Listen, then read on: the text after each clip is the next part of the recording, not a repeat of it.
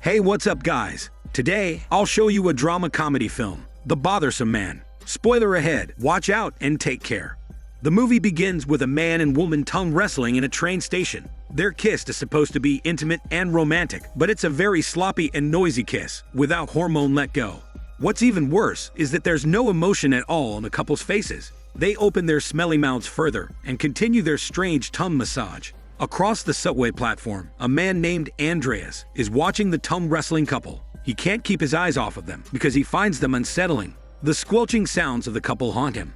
When the train comes barreling down the station, Andreas makes the surprising decision to jump on the train tracks and end his shitty life. The scene cuts to an abandoned gas station in the middle of nowhere. Andreas appears to be alive and riding a bus. The bus drops him off at the station, and he stands there awkwardly until a man in a suit picks him up in his car. The man drives him far away from the barren desert and into the lush countryside. They enter a modern city, and he drops Andreas off at a fancy apartment. This will be where Andreas will stay. Andreas enters the apartment and marvels at how expensive and new everything is. He looks at his reflection in the mirror and then decides to go to sleep. In the morning, Andreas heads to the office building, where he will be starting his fancy corporate job. He meets his boss and his various colleagues around the office. Everyone seems nice and approachable. His office is also sleek and modern. The boss leaves him and he sits at his desk. A few hours later, he is hard at work crunching numbers. He stands up and looks out into the perfect modern city outside. He takes a break and eats some food on a bench outside. He notices that everything and everyone in the city seems to be perfect, but no one is showing any emotions. Everyone is just moving mechanically. Right then, a man threw himself off one of the high buildings, and his body got impaled on the spiky metal fence below. There is no emotion on the workers' faces as they remove the corpse from the fence. Andreas decides to go out that night to a hit club, but no matter how many drinks he consumes, he doesn't get drunk. He goes to the bathroom and encounters a man slumped on the floor. Andreas comments that they must be watering down the alcoholic drinks because he isn't feeling anything. The man replies that it might just be a coincidence. But another man, who is inside one of the cubicles, pipes up and says that it's true. But it's not just the club. The man tells Andreas that he can't even taste food anymore. Andreas walks home from the club. Near his apartment, he hears the beguiling voice of a woman singing, but he can't locate her. The voice seems to be coming from the sewer grate. When he gets home, he tries to eat some food, but just like what the man in the restroom said, the food isn't as delicious as before. The next day, Andreas is cutting some pieces of paper in the office. Suddenly, he accidentally chops off his index finger with the sharp blade. Blood gushes out of his wound, and he slumps to the floor in shock. One of his office mates notices him and steps forward to help, but he screams at her not to touch him. Andreas then loses consciousness.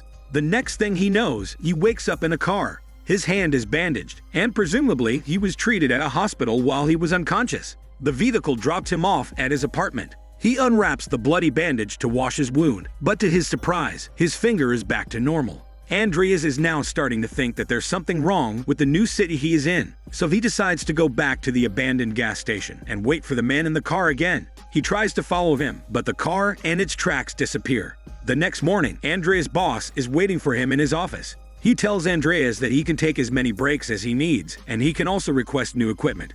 At lunch, he gets invited by his co-worker to sit with them. Andreas begins to let go of his hormones with multiple women, but he doesn't get any hormone feelings for them, and his life feels more and more monotonous, just like the movie narrator. He gets a girlfriend as well, but it's obvious that he wants something more in his life. He meets a blonde woman named Ms. Blonde, and for Andreas, she is different. She laughs, and she is very passionate, so unlike the cold women he's been with.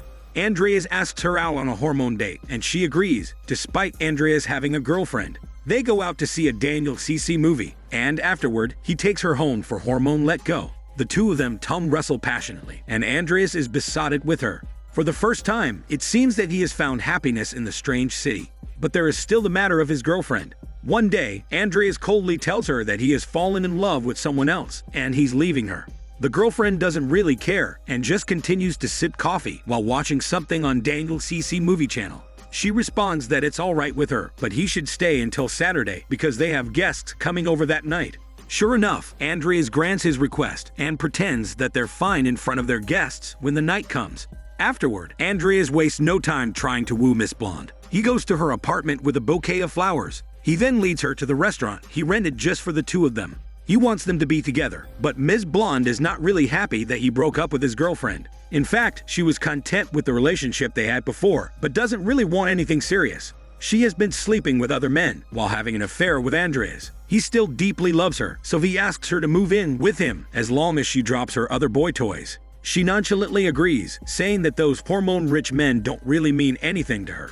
He also adds that it would be nice to have a bigger house. Andreas realizes that Miss Blonde never truly felt anything real about him. She was just like the other cold, emotionless people living in the city who had no hearts. So Andreas stands up and leaves Ms. Blonde behind in the restaurant.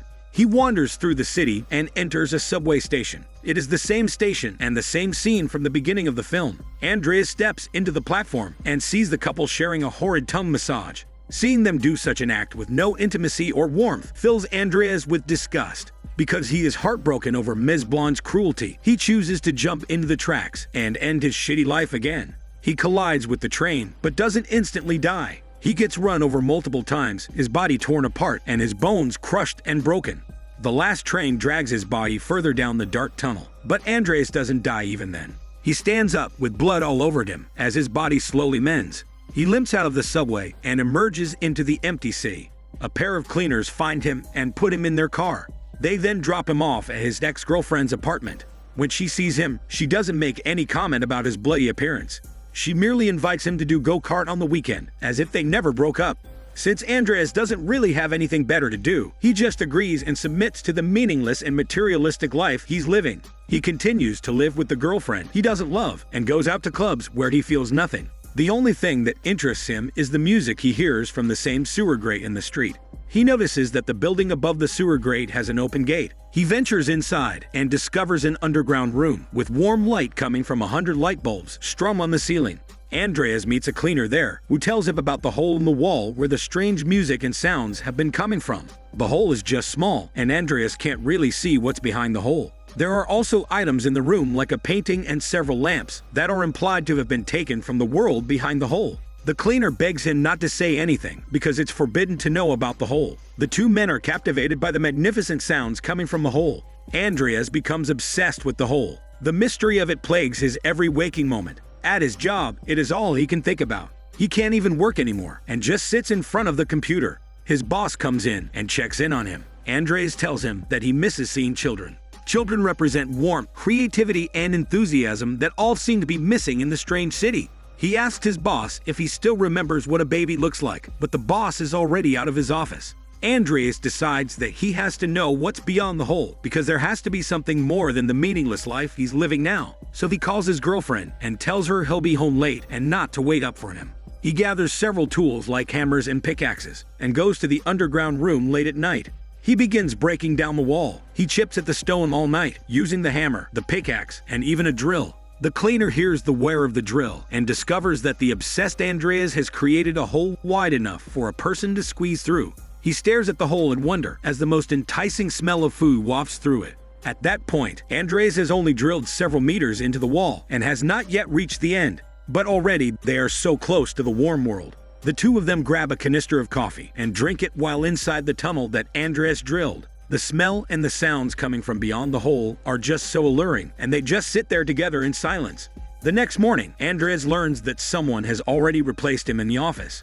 His boss leads him out and tells him that some people are just meant for different careers. Already, the cruel world is disposing of him as if he is just mere trash.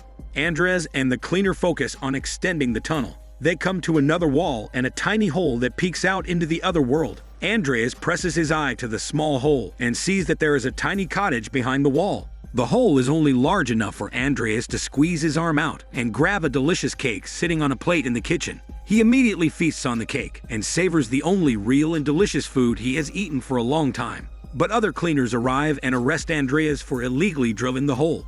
The government of the city wants to keep the real world a secret from the citizens because they want the people to keep believing that the meaningless lives they're living are perfect. Outside, scores of people have lined up because the smells and the sounds are enticing them too. The cleaners load Andreas into a vehicle.